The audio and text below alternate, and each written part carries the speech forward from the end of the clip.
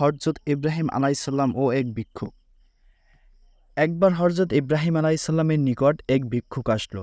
তো তিনি ভিক্ষুককে খাবার দিলেন এবং বললেন যে, বিসমিল্লাহ বলে শুরু করো। ভিক্ষুকটি বলল, বিসমিল্লাহ বলবো কেন? আমি তো আল্লাহকে বিশ্বাস করি না। ইব্রাহিম আলাইহিসসালাম এ কথা শুনে ভিক্ষুকের কাছ থেকে থালা কেড়ে নিলেন এবং বললেন, যাও, তুমি আল্লাহকে বিশ্বাস করো না, তোমাকে খেতে দিব না। ভিক্ষুক ঘরের দরজা থেকে বেরিয়েছে মাত্র আল্লাহ তাআলা তৎক্ষণাৎ ইব্রাহিম আলাইহিসসালামের উপর ওহী নাজিল করলেন, হে ইব্রাহিম, সে আমাকে বিশ্বাস করে না, সেটা তার আর আমার মধ্যকার ব্যাপার। কেন তুমি রুটি ফিরিয়ে নিলে? যাও, তাকে ডেকে এনে আবার খেতে দাও।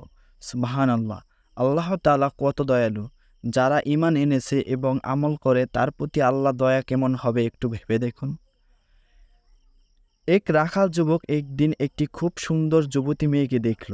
মেয়েটিকে রাখাল বিয়ের প্রস্তাব দিল। মেয়েটি রাজি হয়ে গেল। তারা দুজনে মিলে গেল কাজীর কাছে বিয়ে পড়ানোর জন্য।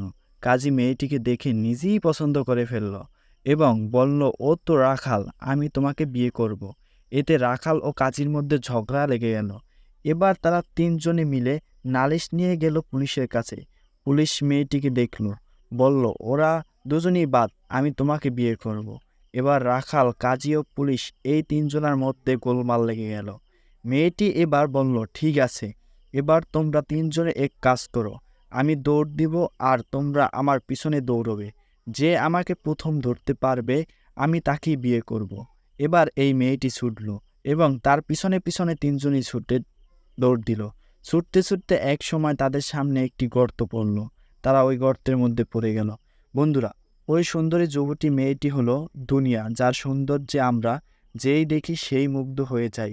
আর তার পেছনে পেছনে ছুটতে ছুটতে কিন্তু দুনিয়াবি সময়টাই শেষ করে ফেলি এবং শেষ সময় আমরা কবরবাসী